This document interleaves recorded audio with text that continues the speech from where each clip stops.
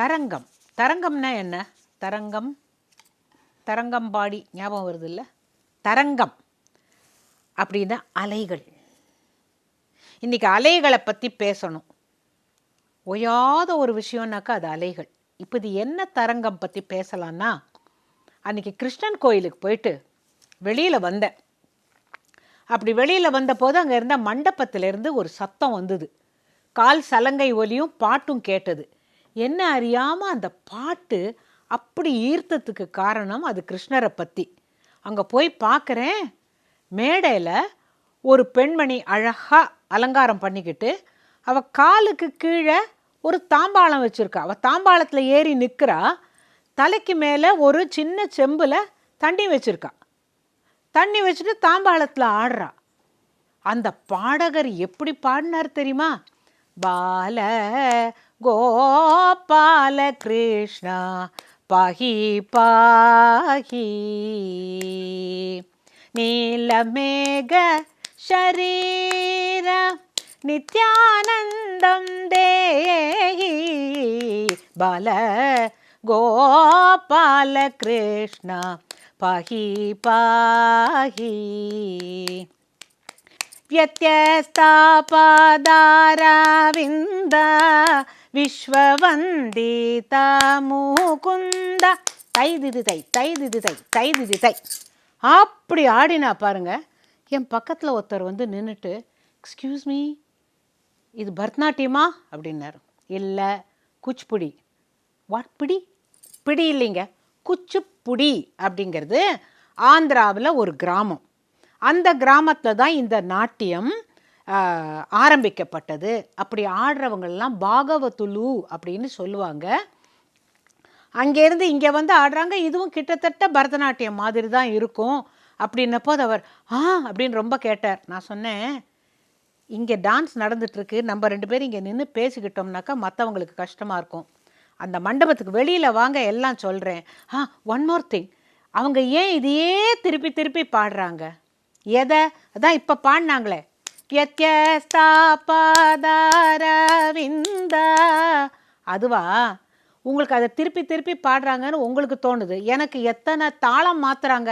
முதல்ல அப்படி போட்டாங்க, அப்புறம் திதி தை திதி தை திதி தை திதி தைன்னு போடுறாங்க, அப்புறம் தை திதி தை தை திதி தை தை திதி தைன்னு போடுறாங்க. எப்படியெல்லாம் தாளம் மாற்றுறாங்க அந்த ஒரே லைனுக்கு. நான் அதை ரசித்தேன், நீங்கள் அதை ரிப்பீட்டுன்னு சொல்கிறீங்கன்னு. அதுதான் நமக்கு. இப்போ ஒரு பால் பாயசம் சாப்பிட்றோன்னு வச்சுக்கோங்க. அதில் என்ன இருக்குது? வெறும் என்ன சாப்பிட்டுட்டு ஃபஸ்ட் கிளாஸ் அப்படின்னு சொல்லலாம். அதில் அரிசி, பால், குங்குமப்பூ, ஏலக்காய், சர்க்கரை இத்தனையும் போட்டிருக்கு அப்படின்னு தெரியற பொழுது அதோட சுவை தனி. ஏதோ ஒன்று வைக்கிறாங்க, பார்த்தா என்னமோ கொஞ்சம் லேசாக பால் மாதிரி இருந்ததுன்னாக்கா ருச்சி பிடிக்கும். ஆனால் அது என்னன்னு தெரிஞ்சு ரசிக்கிறதுங்கிறது வேறு விஷயம். சரி வாங்க அப்படின்னு அவரை வெளியில் அழைச்சிட்டு போனேன். அங்கே போய் சொன்னேன், இதெல்லாம் குச்சிப்புடி நாட்டியம்னு பேர், பரதநாட்டியம் மாதிரியே தான். ஆனால் இப்போ இவங்க எப்படி தை தை திது தை தைன்னு இப்படி கை போடுறாங்க, அவங்க இப்படி போடுறாங்க. வேறு வேறு விதத்தில் முடிக்கிறாங்களே தவிர அவங்களுக்கும் பதம் உண்டு, வர்ணம் உண்டு, சப்தம் உண்டு. அதுக்கு மேலே எக்ஸ்ட்ராவாக அவங்க என்ன ஆடுவாங்கன்னா தரு தரங்கம்னு. இன்றைக்கி இந்த பொண்ணு ஆடினாலே அதுதான் தரங்கம். மீன்ஸ் அப்படின்னார். மீன்ஸ் அப்படின்னா தரங்கம்னாக்கா அலைகள். அவள் தாம்பாளத்தில் ஆடுறதுனால அது தரங்கம்னு பேர் இல்லை. கிருஷ்ணலீலா தரங்கிணி அப்படிங்கிற பாட்டை அவள் ஆடினா இதுதான் இருக்கிறதுக்குள்ளே ரொம்ப ஃபேமஸ். கோபால அந்த தரங்கிணி தரங்கம் அப்படிங்கிறது ரொம்ப ஃபேமஸ். அவள் பாருங்க, ஒரே ஒரு லைனில் எவ்வளவு அபிநயம், எவ்வளவு தாளம், எவ்வளவு அசைவுகள். அதைத்தான் நான் ரசிச்சுட்டு இருந்தேன் அப்படின்னு சொன்ன பொழுது, யார் அந்த கம்போசர்னு கேட்டார். முதல்லலாம் ஒரே இங்கிலீஷில் கேட்டுட்டு இருந்தவர் இப்போ தமிழுக்கு வந்துட்டார். நான் சொன்னேன், இதில் பாட்டு எல்லாமே தெலுங்கில் இருக்கும். இந்த தரங்கம்ங்கிறத எழுதினவர் ஸ்ரீ நாராயண தீர்த்தர். அப்படின்ன உடனே 2 பேரும் உக்காந்துட்டோம். ஏன்னா அவர் கதை கேட்க ஆசைப்படுறாருங்கிறது புரிஞ்சு போச்சு. எனக்கு கதை கேட்கறதுக்கு யாரான ஆள் ஆப்டா விட்டுருவேனுங்களா? உட்கார வச்சு நாராயண தீர்த்தருடைய கதையை சொல்ல ஆரம்பித்தேன். நாராயண தீர்த்தர் பாட்டு எப்படி இங்கே அப்படின்னு ஒரு கேள்வி கேட்கலாம்.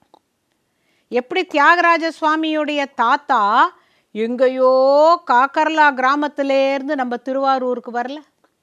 அதுபோல தான் இந்த நாராயண தீர்த்தரை தஞ்சாவூர் ஜில்லாவில் இருக்கிற பூபதி ராஜபுரம் என்கின்ற வரகூர் பெருமாள் கூப்பிட்டு என்னை பற்றி பாடு அப்படின்னு சொன்னதுனால தான் அவர் அங்கேருந்து இங்கே வந்தார். எப்படி வந்தார் அப்படின்னா, இவர் குண்டூர் ஜில்லாவில் வில்லத்தூர் அப்படிங்கிற கிராமத்தில் பிறந்தார்.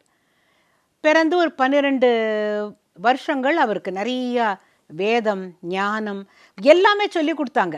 எல்லார் வீட்லேயுமே நான் ஒன்று சொல்லட்டுமா, அந்த குழந்தைங்களுக்கு அத்தியனம் அப்படிங்கிற பொழுது சாஸ்திரங்கள் சம்பிரதாயங்கள் மந்திரங்கள் எல்லாம் சொல்லி கொடுப்பாங்க.